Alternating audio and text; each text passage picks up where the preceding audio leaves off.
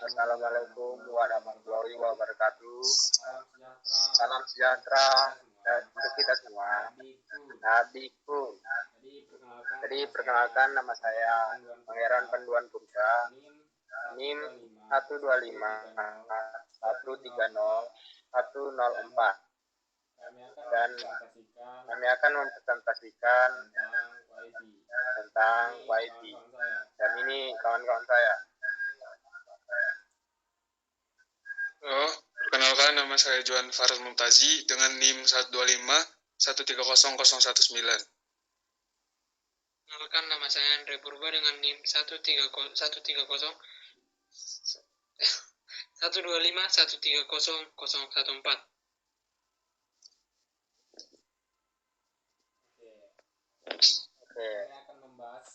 Kami akan membahas mengenai salah satu teknologi komunikasi yang sangat penting dalam kehidupan sehari-hari, yaitu WiFi. Untuk definisinya,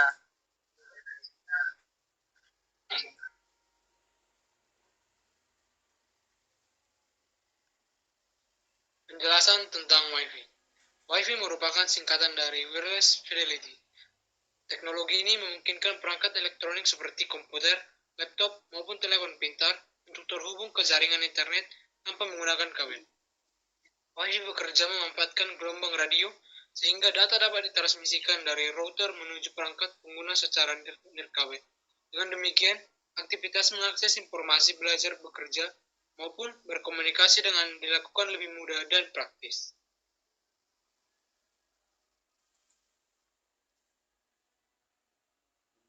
Adapun keunggulan dan kekurangan dari Wi-Fi.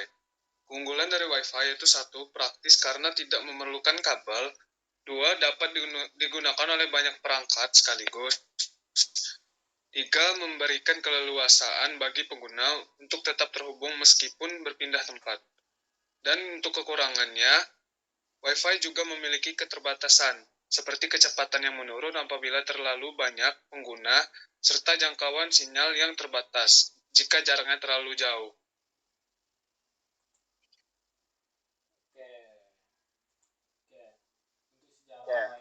Itu sejarah WiFi.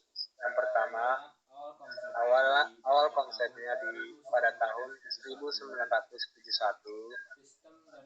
sistem jaringan nirkabel pertama kali diuji oleh Universitas Hawaii dengan nama Alohanna. Sistem ini menggunakan gelombang radio untuk menghubungkan komputer di beberapa pulau.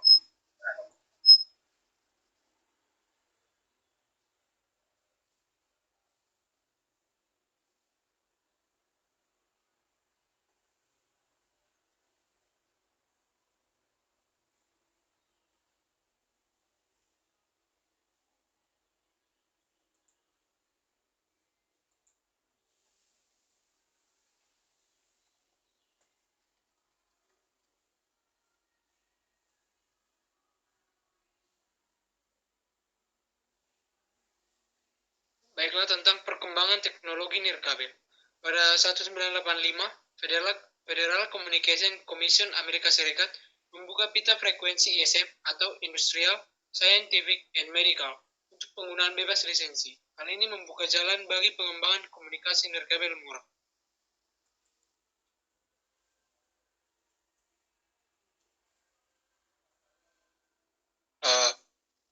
Untuk lahirnya standar IEEE 802.11 pada tahun 1997, IEEE atau Institute of Electrical and Electronics Engineers merilis standar 802.11 yang menjadi dasar teknologi Wi-Fi.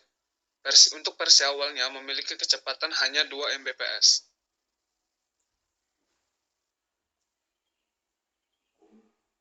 Pembentukan Wi-Fi Alliance tahun 1999, organisasi bernama Wi-Fi Alliance dibentuk untuk mempromosikan dan memastikan kompatibilitas perangkat nirkabel.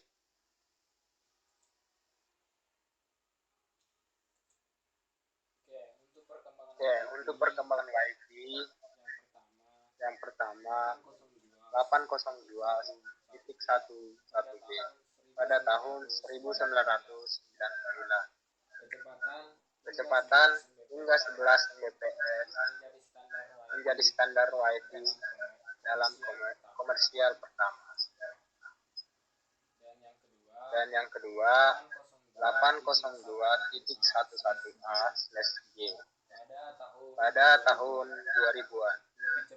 Lebih cepat hingga 54 Mbps. Yang ketiga, 802.11n pada tahun 2009 bisa mencapai kecepatan 600 Mbps. Dan yang keempat, 802.11ac pada tahun 2014 lebih stabil dan lebih cepat hingga beberapa Gbps. Dan yang kelima, WiFi 6 atau 802.11ax yang diciptakan pada tahun 2019 yang fokusnya pada kecepatan yang tinggi, kapasitas yang besar, dan efisien energi. Yang keenam, ada namanya WiFi 7. Ini sedang berkembang ya di tahun 2024 sampai seterusnya. Kecepatannya bisa menjadi terbesar lah, sampai puluhan Gbps. Oke.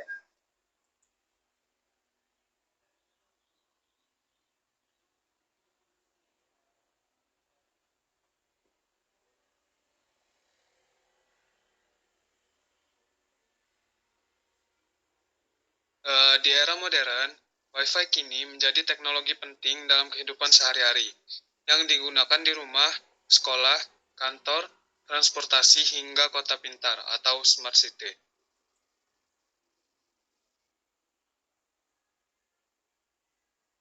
Jadi Wi-Fi lahir dari riset akademik AlohaNet yang distandari oleh IEEE lalu dipopulerkan secara global oleh Wi-Fi Alliance sejak 1999.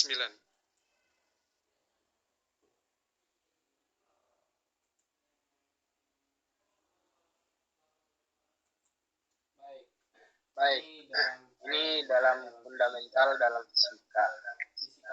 Fisika pada dasarnya adalah teknologi komunikasi berkabel yang memanfaatkan gelombang elektromagnetik atau IM, khususnya pada spektrum frekuensi radio atau mikro. Jadi gelombang elektromagnetiknya dibagi menjadi dua. Gelombang IM terdiri dari medan listrik dan medan magnet yang saling tegak lurus dan merambat dalam ruang.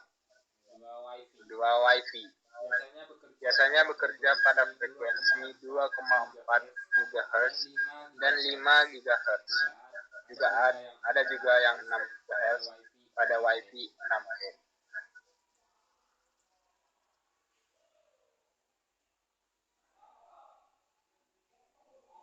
Baiklah, contoh fundamental dalam fisika yang pertama adalah hubungan dasar gelombang. C sama dengan lambda dikali F, dengan C adalah kecepatan cahaya dengan konstanta 3 dikali 10 pangkat 8 meter per sekon. Lambda adalah panjang gelombang, dan F adalah frekuensi. Dengan rumus, lambda sama dengan C per F sama dengan 3 dikali 10 pangkat 8 per 2,4 dikali 10 pangkat 9 sama dengan 0,125 meter atau sama dengan 12,5 cm.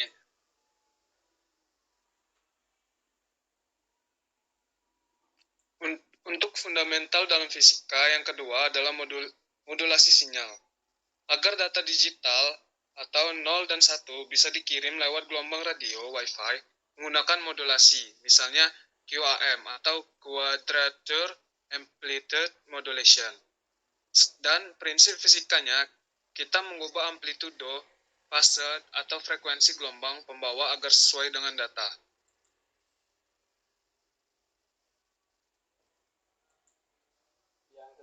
Yang ketiga, interferensi dan superposisi gelombang.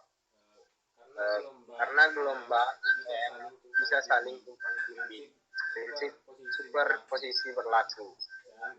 Dan itulah mengapa Wi-Fi bisa terganggu oleh microwave, Bluetooth, atau perangkat lain yang bekerja di frekuensi yang serupa.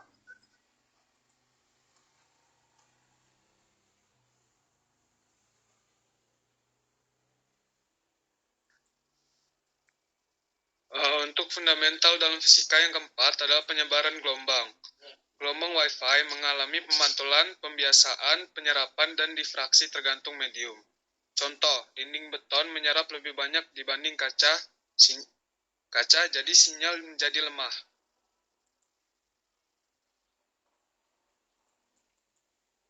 Untuk yang kelima adalah energi gelombang.